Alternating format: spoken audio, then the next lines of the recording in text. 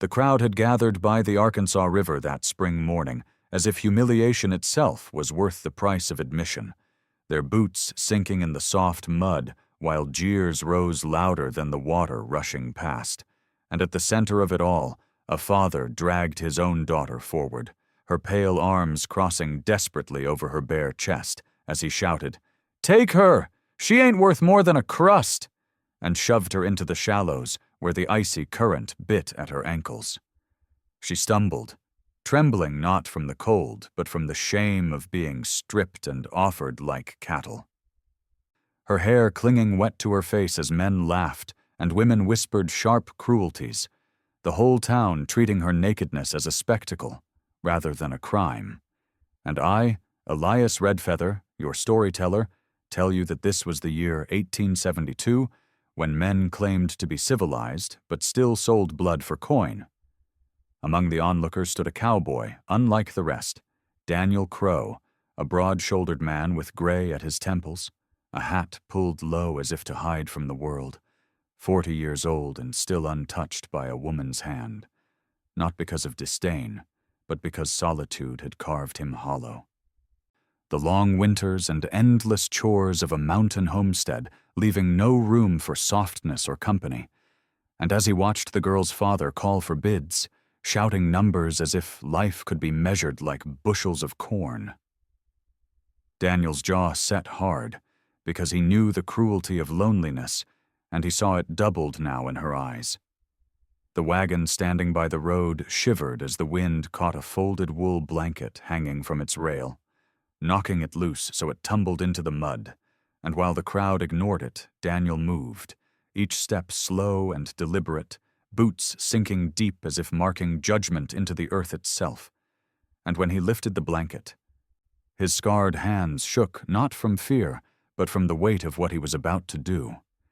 Gasps rippled through the assembly as he strode into the water, the sun flashing off the wet leather of his coat, and with a gentleness no one expected from such a weathered man he draped the blanket around her trembling shoulders, shielding her bare skin from the gaping stares, his eyes steady on hers while the river carried away the last shred of her father's control. Silence spread like wildfire through the mob as Daniel's voice cut through, low and final. "She's mine. She's my wife now." Words that stunned even the jeering mouths into stillness. For everyone knew Daniel Crow spoke little, and never without meaning, and the girl, Mara, looked up with tears glistening, but with something more, something like a fragile flame of hope, where a moment before there had been only despair. And though her father snarled, face twisted red with rage at the loss of his bargain, the townsfolk shifted uneasily, some muttering, some sneering, others staring at Daniel as if he had declared war on the very order of things, because to claim a woman stripped and sold was to defy not just a cruel father, but the gossip and judgment of an entire community. And as Daniel guided Mara toward the riverbank, the blanket clutched tight in her fists, everyone seemed to wait for what would happen next, for no man challenged the market of shame and walked away untouched. And so the first chapter of their story closed not on safety, but on a single question that lingered heavier than the mountain winds. Would the world let him keep what he had just claimed? Or would this act of defiance unleash a storm fiercer than any blizzard he had faced alone? The silence after Daniel's words did not last long, for shame loves company, and cruelty is quick to find its tongue. And soon the crowd roared back to life with louder jeers than before, men slapping their thighs as if it were a tavern joke, women clutching shawls tighter while spitting words like venom. "A wife? He calls that girl his wife?"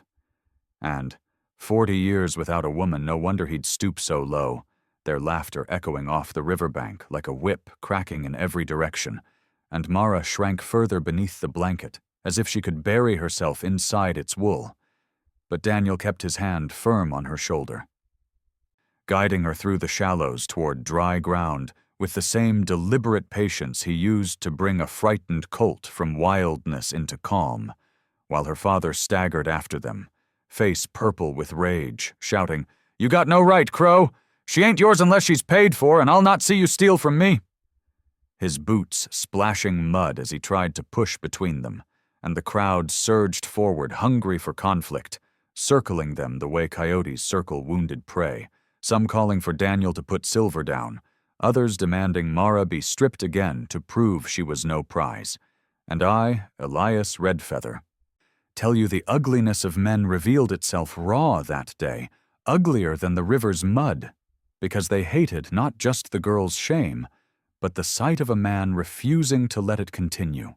Daniel turned his scarred face to the mob and said with a voice like a storm-breaking timber, "I've worked 40 years and never touched a woman, never claimed a family, but I claim her now before God and men."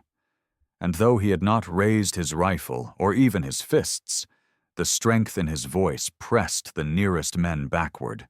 Yet her father lunged again, spit flying as he yelled, "You're a fool, Crow, a desperate fool, and she'll run from you like all the others, just like her mother ran from me."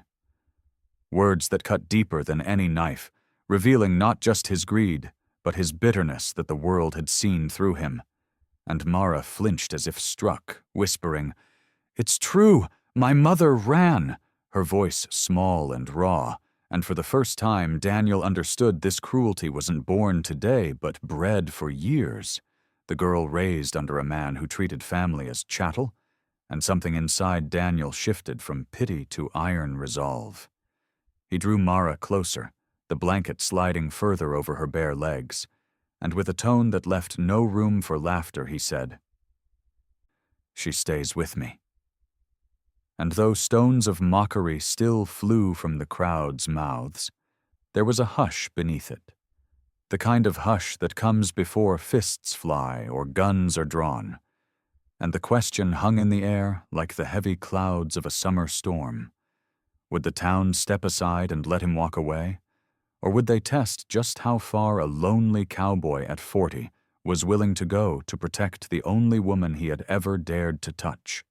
Her father wiped his mouth with the back of his hand, eyes glittering like a man who smelled coin rather than blood, and he barked above the jeers, "Fine then, Crow. If you want her so bad, let's call it what it is. Business plain and fair.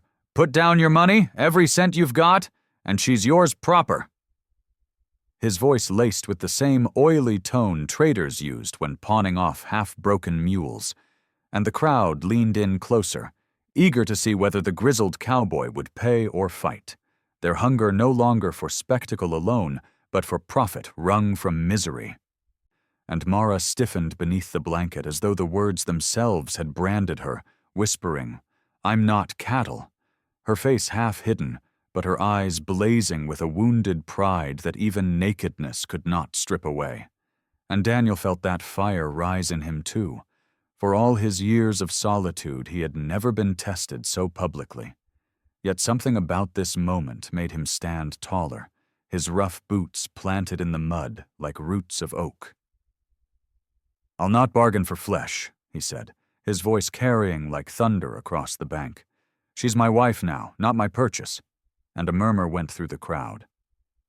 For though they had come to laugh, they were hearing the language of covenant, and such words carried weight even among men who mocked decency. And I, Elias Redfeather, must tell you it was here the tale bent toward destiny, for the insult of coin had been refused. And when a man refuses the coin, only blood or honor remains to settle the matter. Her father's face soured, jaw tight. "You're too old to be noble, Crow. 40 years without a woman and now you play the saint?" he sneered, drawing a rust-flecked knife from his belt and holding it low, the kind of blade more used to gutting fish than fighting men. But still enough to spill shame onto the dirt. And the crowd gasped, a ripple of anticipation surging like fire through dry grass, some shouting for him to stand down, others egging him forward, and Mara clutched the blanket closer, her lips trembling. "Please don't." But Daniel only stepped before her, broad shoulders blocking the knife, his voice calm but ringing like a church bell. "Then strike me if you must, but you'll never touch her again." And the words hit harder than any bullet because they were not boast but vow, born of a man who had carried loneliness as heavy as any saddle pack. And suddenly her father faltered. The knife wavering in his grip as if his own shame had found him at last. Yet instead of dropping it, he spat in the mud and snarled, "If you won't pay me, Crow, then you'd best be ready to prove your claim, because this town won't honor vows without a price." And with those words he turned back to the crowd, raising his arms like a showman, shouting, "Who here says a vow without silver is worth less than spit?" And the voices rose in ugly chorus, some demanding payment, others daring Daniel to fight for what he had claimed. And in that roaring storm of ridicule, the lonely cowboy at 40 stood unmoving, Mara trembling behind him. And the question tightened like a noose around them both. Would he find a way to buy her freedom without silver, or would he be forced to stake his life on a vow that could not be measured in coin? The riverbank became a stage, the mob its cruel audience, and Mara its trembling centerpiece, clutching the wool blanket as if it were armor, her eyes darting between the knife in her father's hand and the unyielding stance of the cowboy who shielded her. And it was then that one of the town elders, Amos Pike, a merchant with a crooked hat and sharper tongue, stepped forward, puffing out his chest as if he owned the dirt beneath their boots, his voice cutting through the din. "This won't do. Not in our town, not on this river," he declared. "A man can't claim a wife without witness, without trial. Not when her own blood contests it." And the people murmured agreement, their hunger for entertainment shifting into the solemnity of judgment. And Elias Redfeather, your teller of this tale, must confess I saw then how the frontier wrapped its law around pride and coin, not justice. Yet it was justice Daniel Crow carried in his voice when he said, "I'll face your trial, Amos, but make no mistake. She's mine already in vow, and no man here nor silver nor paper can strip that away." His words steady, heavy as the mountains themselves. The elder nodded, lips curling with sly satisfaction. For he knew the crowd would keep him honest while also feeding their thirst for spectacle. "Then let it be settled here," Amos barked. "Before all eyes, the cowboy must prove his right to her by strength or by sacrifice. Either he pays her father in coin, or he faces a test of manhood this town will deem fit." Gasps rippled through the onlookers, the excitement returning like fire-stoked. And Mara shook her head, whispering, Please don't let them drag you into this." But Daniel's hand squeezed hers beneath the blanket, his voice low and calm. "A man who's waited 40 years can wait no longer. This test is mine." And in that moment, something in her gaze shifted from fear to belief, as if she had glimpsed not just a savior, but a partner who would not bend. And the crowd cheered the decision, stamping boots and shouting challenges. "Make him wrestle her father? No, let him walk barefoot on hot coals. Bring the rope, string him and see if he can stand." Each idea crueler than the last. But finally Amos raised his hand for silence, his eyes gleaming as he pronounced, "Let it be the stone lift. Here and now, whoever raises the river stone above his head proves his claim." And the crowd roared approval, for they all knew the stone, a boulder worn smooth by decades of water, resting near the shallows where boys dared each other in summer, a test that had broken backs and pride alike. Mara gasped, "It's impossible." But Daniel only answered, "Not impossible, just never yet done." And together they walked toward the water's edge, where the massive stone lay half buried in silt, the mob pressing close, her father grinning with smug certainty, and Amos declaring, if he fails, the girl returns to her blood and her shame. If he succeeds, she is his wife in the eyes of all. And so it was set, the blanket tight around Mara's shoulders, the jeers of the town a storm around them, and Daniel Crow, the lonely cowboy at 40, bent his scarred hands toward the impossible stone that now stood as the only measure between his vow and her freedom. The crowd surged to the river's edge, boots slipping in mud, as men and women jostled for the best view, their breath hanging white in the cold air, their jeers rising like crows startled from the pines. And in the middle of that human storm, Daniel Crow stood before the riverstone, its surface slick and ancient, larger than a man's torso, settled deep into the earth as if it had rooted there forever. And beside him, Mara clutched the blanket so tightly her knuckles whitened, her whispered plea nearly lost in the din. "Don't do this for me, you'll break yourself." But Daniel only glanced at her. The faintest curve of a smile cutting through the grime of his weathered face, and he said, "I've been broken before, but not for the right reason." Words that silenced even her trembling for a breath. Amos Pike raised his hand like a self-appointed judge, his voice booming across the bank. "By the weight of this stone shall the truth be proven, lifted above your head, Crow, and she's yours before God and men. Fail, and she returns to her kin." And her father's smirk widened, his knife still hanging loose in his hand, as though certain the stone would do his work for him, while the people shouted wagers, some backing the old cowboy's pride, others certain he would collapse in disgrace. And I, Elias Redfeather, tell you, it was in that moment I knew we were not just watching a man's strength, but the measure of his years, his loneliness, his hunger for a life not yet lived. Daniel crouched, his scarred hands digging into the frozen mud around the stone, his breath steady, his face a mask of focus as he found purchase beneath its curved edge.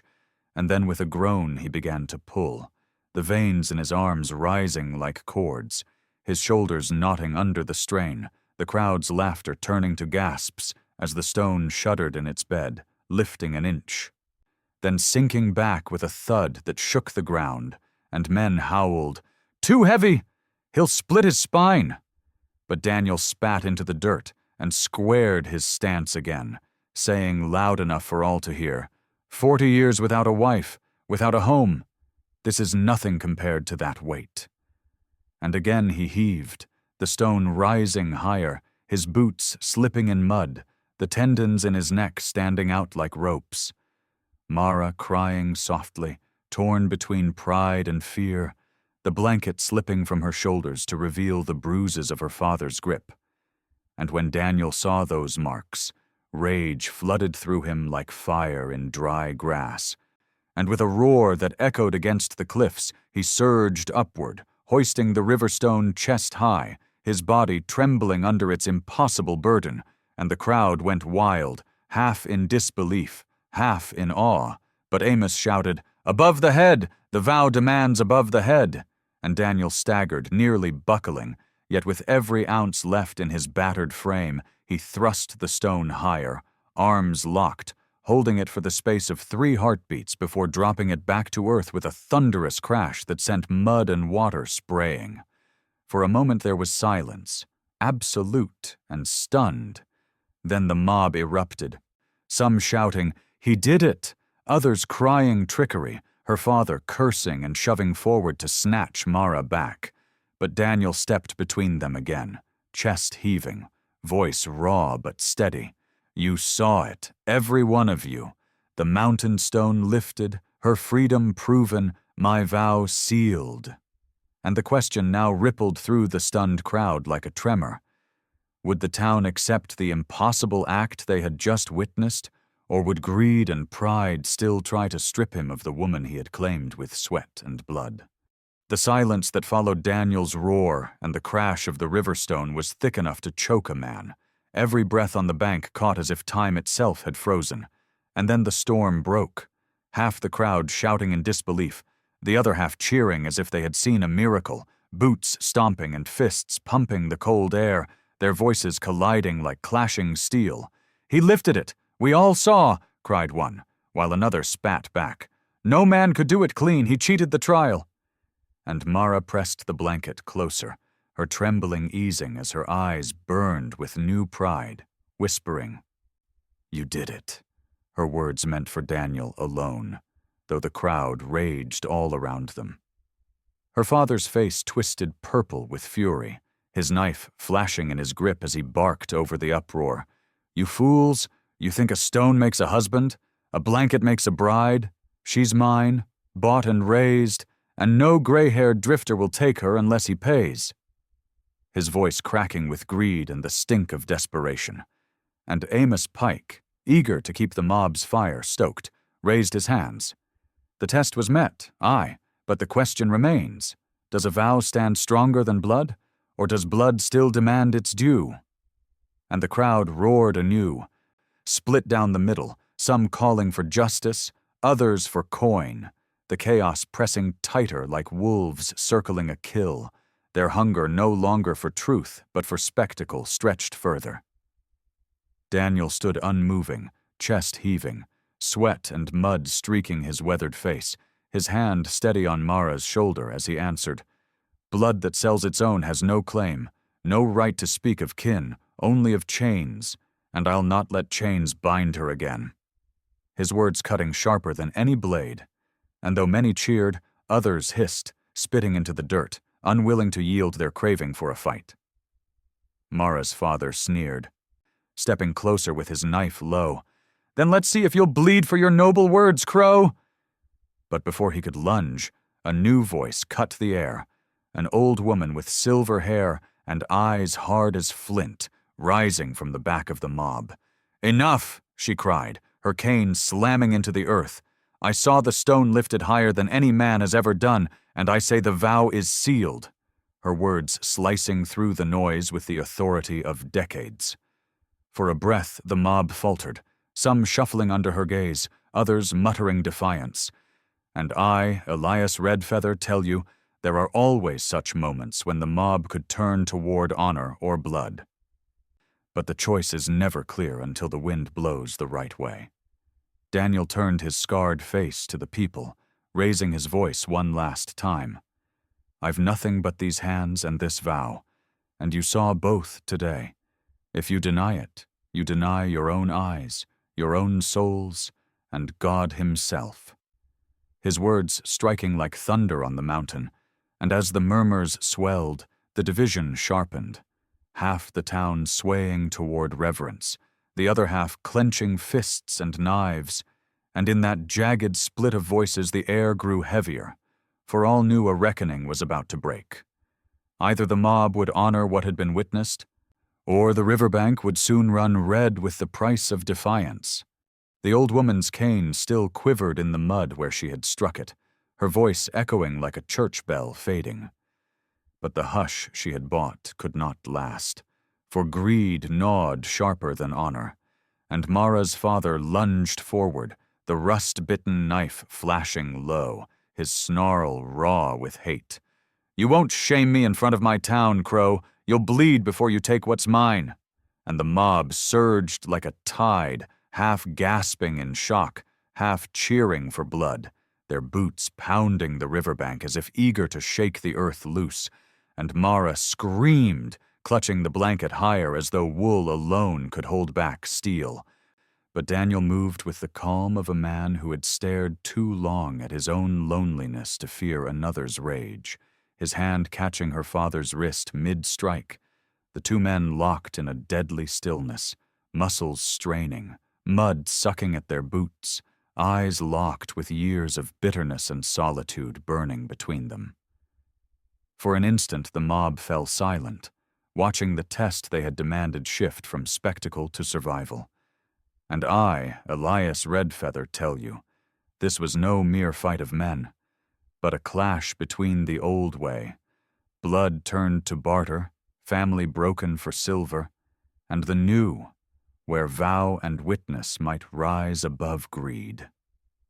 With a twist, Daniel wrenched the knife free, sending it skittering across the stones into the river, and the crowd howled, some in fury, others in awe, as her father staggered back, clutching his wrist, spitting curses that rang more pitiful than threatening now. "She's still mine! Stone or vow, she's mine!" he cried.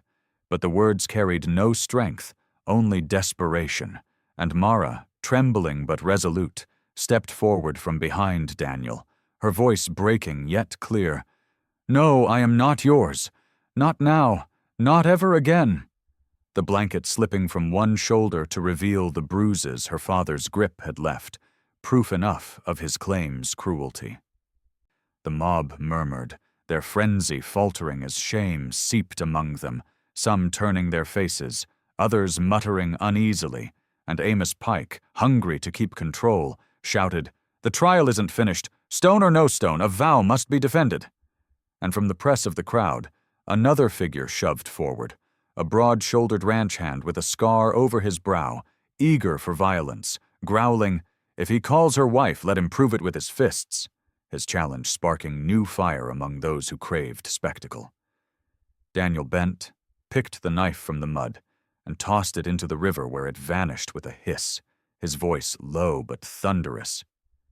"I'll not kill a man for sport, but I'll fight for her honor, here, now," his stance wide, his fists curling like iron, and the mob roared its approval, the circle tightening as Mara's father retreated into the throng, his place taken by this new challenger, and the riverbank became not just a place of shame, but an arena, the outcome ready to carve into memory whether the vow of a 40-year-old cowboy meant more than blood, coin, or cruelty.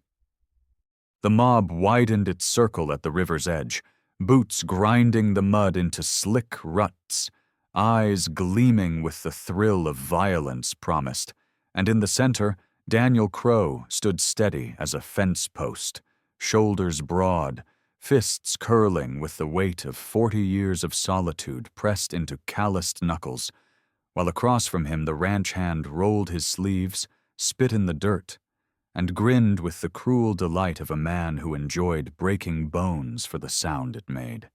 And Mara clutched the slipping blanket at her chest, whispering, "Don't," though she knew it was too late, for the town had already crowned this moment its trial by blood.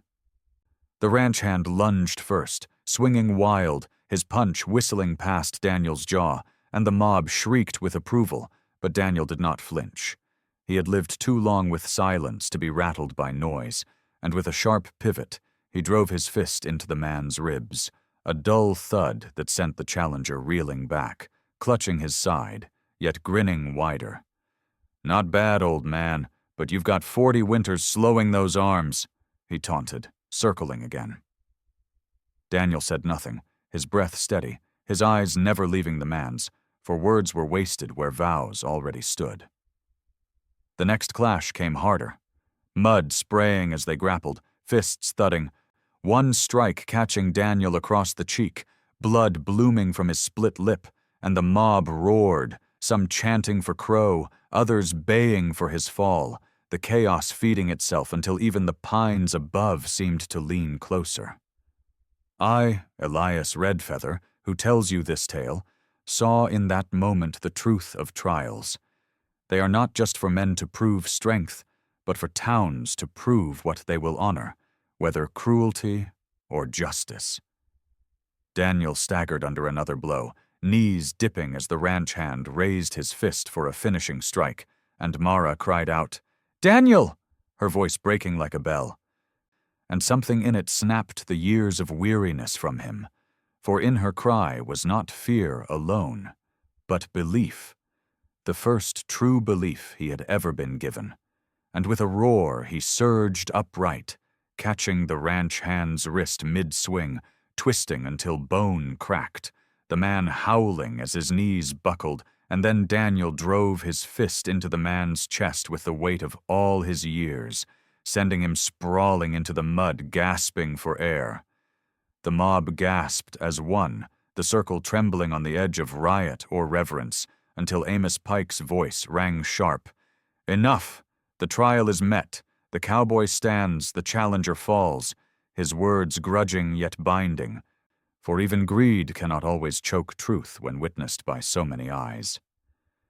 Daniel wiped blood from his mouth, straightening, chest heaving but unbroken, and turned not to the crowd, but to Mara, saying loud enough for all to hear, "She's my wife now, not because I fought for her, but because she chose to stay behind me when she could have fled." And his words struck deeper than fists, silencing the jeers into uneasy quiet. Yet even in that hush, Mara's father hissed from the edge of the throng. "A fight don't bind her to you. Blood still calls her mine."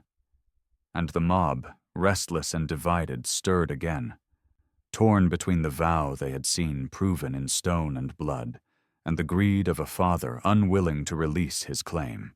The riverbank still throbbed with the echoes of fists and jeers.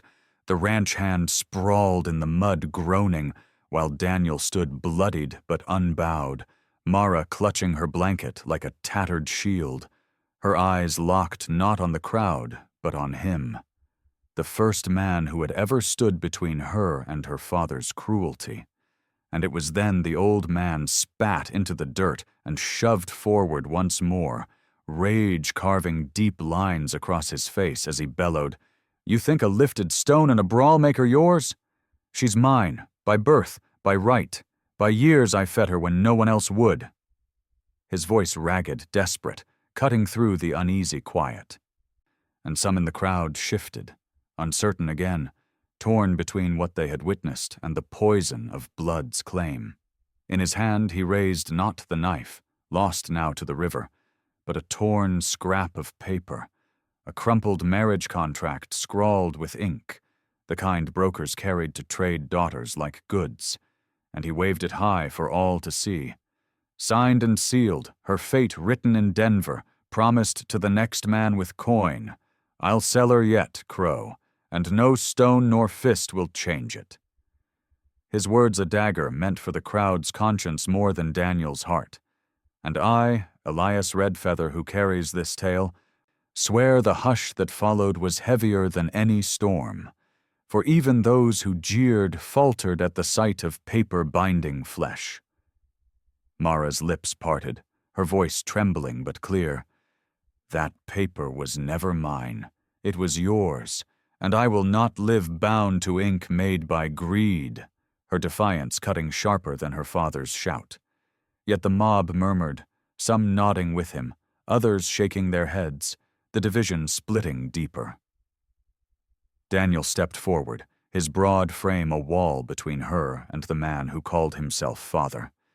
And in a voice low but thunderous he declared, "You raised her only to sell her, starved her of love and called it bread, chained her with shame and called it care.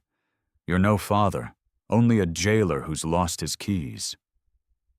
The crowd gasped, for truth spoken plain carries more power than fists or coin, and yet her father's face twisted darker, his eyes wild.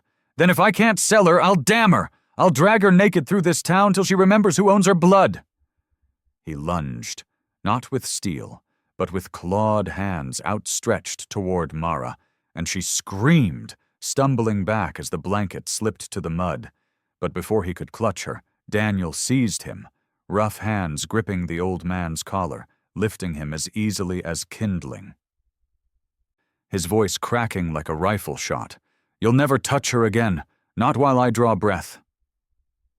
The mob surged, some crying for blood, others for peace, the tension a whip pulled taut, ready to snap, and in that boiling storm one truth grew clear.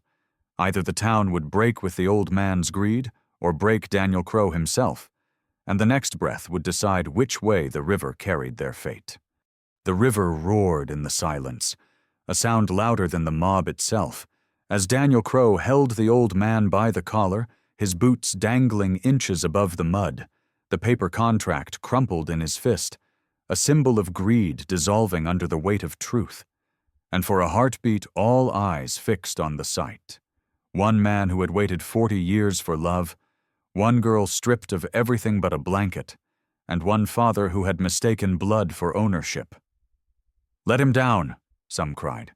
"Teach him a lesson," shouted others. The crowd split by hunger for violence and the ache for justice.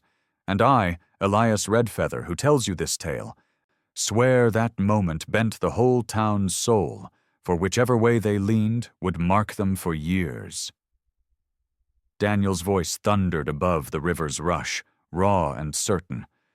"This man is no father. He sold his own child for silver, bound her name to paper like she was cattle, and stripped her bare to hide his shame. But I tell you before God and this town, she is no man's property. She is my wife, not because I bought her, but because I vowed it with my hands, with my blood, with the stone itself, and because she chose me in her heart." His words struck like hammers, and Mara, trembling, stepped forward, the blanket slipping but her voice clear. "Yes, I choose him," she cried. "Not you, not ever you again." And the tears on her cheeks caught the light like glass, a vow stronger than ink or blood. The mob gasped, then hushed, for there is power when a woman speaks truth against chains, and Daniel set the old man down, not gently but not cruelly, shoving him back into the mud, where the paper split apart, washed away by the river's edge, the last mark of his false claim dissolving in the current.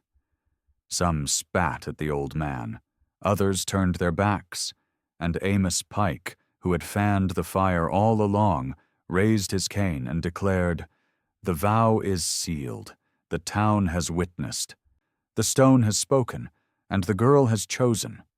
She is wife to the cowboy now, and none may contest it." His words grudging, yet binding, for the mob accepted them with weary nods, their hunger spent, their shame revealed. Mara fell against Daniel, her arms clutching his bloodied shirt, whispering through sobs, "You saved me when I had nothing left." And he bent low, pressing his forehead to hers, his breath ragged. "No, you saved me. 40 years alone ended here, by this river."